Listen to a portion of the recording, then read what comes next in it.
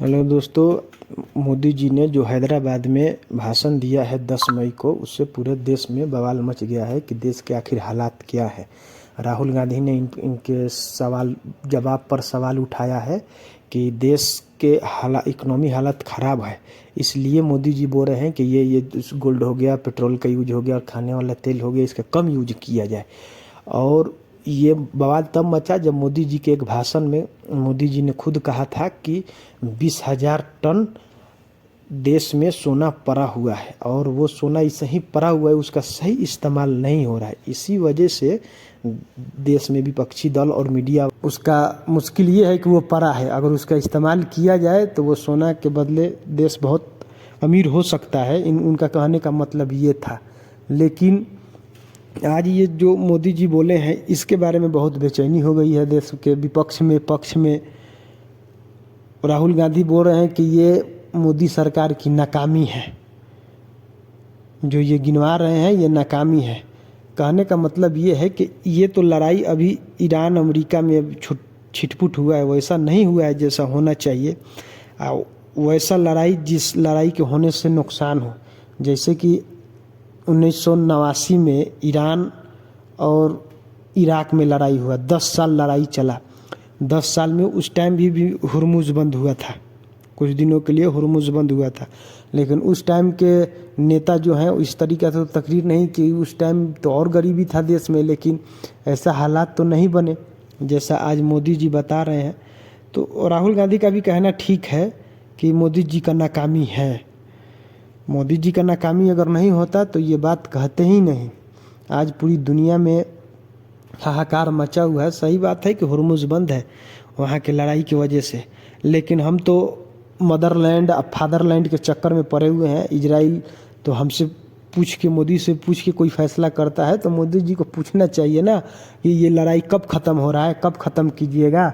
या अमेरिका से पूछना चाहिए, और डोनाल्ड ट्रंप से, जो हर बात में क्रेडिट लेते हैं कि हमने इंडिया को ये किया, इंडिया को यहाँ तक जहन्नम भी बोल दिया। लेकिन मोदी जी अब पता नहीं डर के नहीं बोले कि एहतराम किए, ये तो मालूम नहीं है, लेकिन ये बात हुआ है। तो मोदी जी को पूछना चाहिए। मोदी जी के कैबिनेट में जो जितने बड़े बड़े सुरमे हैं, सुरमा को पूछना चाहिए कि हाँ भाई लड़ाई कब ख़त्म हो रहा है। अगर ख़त्म नहीं हो रहा है तो हमारा भी तो कम से कम इंडिया का तेल आने दीजिए, इसलिए कि हम आपके दोस्त हैं। दोस्त का तेल कहीं नहीं रुका, कोई भी कहीं नहीं रुका जा सकता, इसलिए कि दोस्ती कुछ अलग लेवल का है हमारे देश का। तो उस लेवल का दोस्ती किसी का भी नहीं है। मोदी जी जाके फादरलैंड मदरलैंड सब बना के आ गए। उससे इजराइल से तो दोस्ती है ही, अब अमेरिका से भी दोस्ती हो गया है हम लोगों का, बहुत अच्छा। वैसा दोस्ती होना चाहिए, लेकिन दोस्ती तेल नहीं आ रहा है। दोस्ती ठीक है, तेल रुक गया है। तो इसके बारे में मोदी जी को कुछ करना चाहिए। अभी आके भाषण में बता रहे हैं, मोदी जी को ये भी बोलना चाहिए कि ये जो बड़े बड़े नेता हैं, ब्यूरोक्रेट्स हैं, करोड़ों रुपया की गाड़ी में चलते हैं, करोड़ों का काफिला इतना लेके चलते हैं, कम से कम 10-20 का काफिला लेके चलते हैं। अब उसमें तेल लग रहा है कि नहीं लग रहा है। अकेला भी 2 गाड़ी भी तो जा सकता है। ऐसा थोड़ा है कि हमारे जो मंत्री संतरी हैं उनका साइज इतना बड़ा है कि उतना गाड़ी लगेगा। साइज तो हम ही लोग का सेम, जैसे आम पब्लिक का है वैसे उनका भी साइज है। तो कहने का मतलब ये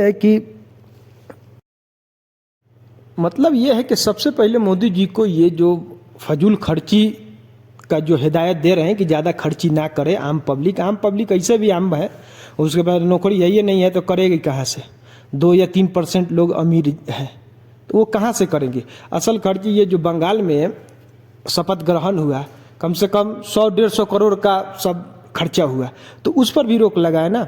बंगाल में हुआ, इसमें हुआ, आपका आसाम में हुआ, तो मोदी जी को इस सब पर भी रोक लगाना चाहिए। और जितने भी अफसर है या बड़ा बड़ा ब्यूरोक्रेट्स हैं, इन सब पर रोक लगाना चाहिए कि भाई देश के हालात तंग चल रहा है। स्टेट हुर्मुज़ में जो लड़ाई लगा हुआ है उसके वजह से, तो आप लोग भी सबसे पहले आप खुद बलि दें, उसके बाद आम पब्लिक तो ऐसे भी दे देगी बलि। आम पब्लिक बलि देने के बाद नहीं वो आम पब्लिक हुई है। इंडिया में जो अक्सरियत लोग हैं वो बलि के बाद ही वैसे हुए हैं। तो उन्होंने बहुत कुर्बानियाँ दी है हिंदुस्तान के लोगों से। तो सर आप लोग भी दीजिए, ताकि ये एक मिसाल कायम हो सके कि हमारे मंत्री जी ऐसे हैं, हमारे प्रधानमंत्री ऐसे, उन्होंने पहले ये कायम किया मिसाल, उसके बाद आम पब्लिक कर रही है। तो यही आप लोग से गुजारिश है, और पक्ष विपक्ष का तो कहना ही है। देश, अब ये बताइए कि देश में जो हालात बने हैं, ये लड़ाई इंडिया का नहीं है, ये लड़ाई पड़ोसी देश में हो रहा है, ईरान अमेरिका में। अब ये इसी से अपना देश का हालात समझ लीजिए कि दूसरे के लड़ाई में हम लोग इतना परेशान हैं, समझ जाइए कि आगे क्या होगा। अपना लड़ाई नहीं है, फिर हम इतना परेशान हैं। तो हमको सबसे पहले चाहिए कि अपने जो पड़ोसी हैं ईरान, इनका साथ दे। पड़ोसी कभी नहीं बदला जा सकता, अटल बिहारी वाजपेयी ने कहा था कि पड़ोसी नहीं बदला जा सकता।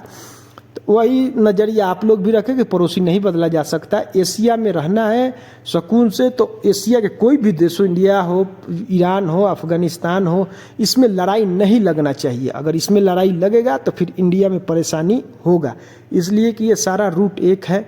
और अरब देश में लग जाए, ईरान में, तो ये तो और मुश्किल बात हो जाएगा एशिया के और देशों के लिए।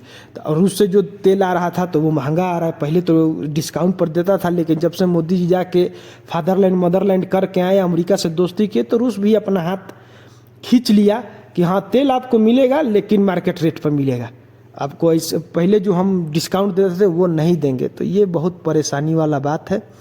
तो मोदी जी ने जो कहा है आम पब्लिक पर, तो आम पब्लिक ऐसे भी परेशान है। मोदी जी से यही गुजारिश है कि मोदी जी जो अपना सर्किल में लोग हैं, जो मंत्री संतरी और डीएमपी, ये जितने लोग इतने बड़े बड़े काफिले में चलते हैं, तेल का खर्चा और बड़ा बड़ा जो इवेंट हो रहा है, ये जो शपथ ग्रहण हो रहा है, कम में भी तो हो सकता है, 10-12 लोग भी तो जाके अपना जितना कैबिनेट के लोग हैं वो कर ले।